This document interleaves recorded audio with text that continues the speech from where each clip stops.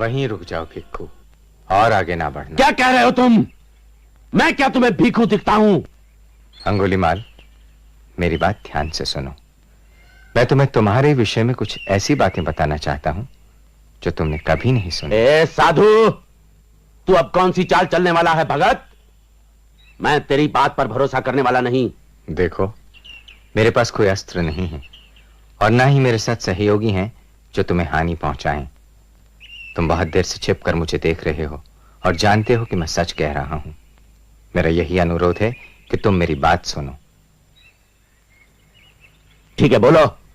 तुम्हें आश्चर्य हुआ जब मैंने तुम्हें भिक्खू कहकर पुकारा, परंतु मैंने ऐसा इसलिए कहा क्योंकि तुमने कभी अपनी आत्मा की ओर नहीं देखा है, कभी यह अनुभव नहीं किया कि तुम्हारे भीतर कहीं एक भला आदमी भी है जिसमें दया की भावना है, ठीक उसी तरह जैसे कोई भिक्खू चाहता है। पक पक बंद करो। मेरे समूचे जीवन का उद्देश्य है लोगों की हत्या करना और समृद्ध होना। जीवित लोगों का मेरे लिए कोई मतलब नहीं है। फिर भी मैं कहता हूं, समाज और लोगों के बीच तुम्हारा स्थान है। समाज? क्या जानते हो तुम समाज के बारे में? तुम स्वयं एकांत में रहने वाले हो। पीड़ा और अपमान के बारे में तुम जानते ही क्या हो? शायद उतना नहीं जितना तुम जानते हो। मैं जानता हूं कि तुमने बहुत दुख सहे हैं, मगर इसका हल यह नहीं है कि तुम लोगों के जीवन में दुख पैदा करो और अपने लिए नर्क का मार्ग तैयार करो। सोचो, किसी आदमी की हत्या करने के बाद क्या तुम्हारे मन में यह इच्छा नहीं हुई कि तुम उसके शव के सामने खड़े होकर रो? और कितनी ही बार इस जंगल के भयानक एकांत में तुमने अपने आंसुओं को नहीं रोक लिया है? और अभी वो कैसे बाहर आने के लिए संघर्ष कर रहा है? उसे बाहर आने दो अंगुली, उसे रोको मत। आंसुओं को बहने दो, उसे मत रोको।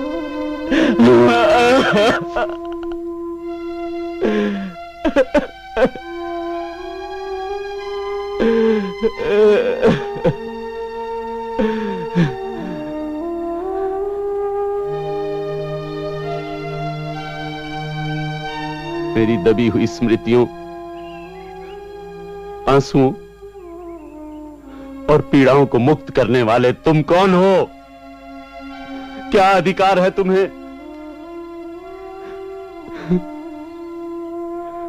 वर्षों से मैंने अपने चारों ओर घृणा की दीवार बनाकर रखी थी, अपने भय बंद करके छिपा के रखे थे। तुम पास आए और अपने कुछ शब्दों और एक स्पर्श से ही उस दीवार को तोड़ दिया।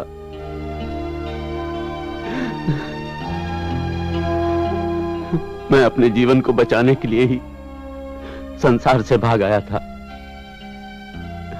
किंतु तुमने उसे नष्ट कर दिया।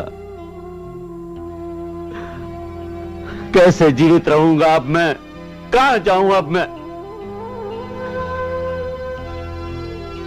मेरे रास्ते में आने वाले अभियोगी, तू है कौन? बोल, कौन है तू? मैं गौतम बुद्ध हूं। मेरी शरण में आओ, वहीं तुम्हारा उद्धार है।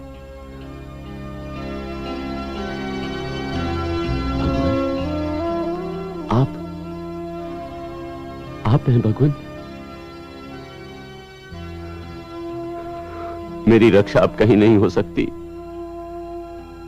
मैंने इतने पाप किए हैं जितने कोई दो जीवन में भी नहीं कर सकता। डाकू के रूप में तुम्हारा जीवन अब समाप्त हो चुका है। मैं तुम्हें अपने आदेश से भिक्ख को नियुक्त करता हूं। ये एक नया जीवन है, नए सिरे से सब कुछ आरंभ करने का अवसर है तुम्हारे पास। नहीं, मैं पहचान लिया जाऊंगा। लोग मुझे पत्थर मारेंगे, मेरी जान लेने की कोशिश करेंगे। इससे भी बुरा हो सकता है।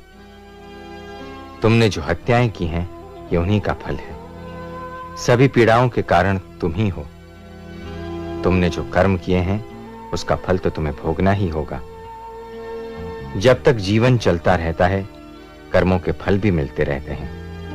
क्या तुम्हारे भीतर उन्हें स्वीकार करने का साहस है? हाँ भगवान, जिस नर्क में मैं जी रहा था उससे तो कोई भी स्थिति अच्छी हो सकती है। तो फिर आओ अंगुलीमाल, फिर से मनुष्यों के संसार में लौट चलो। महावत अंकुश से हाथी पर नियंत्रण पाता है, किंतु भगवान बुद्ध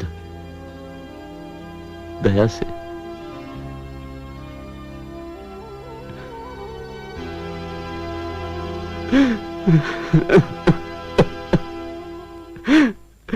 और मुल्कों की तरह हिंदुस्तान में भी ख्याल और अमल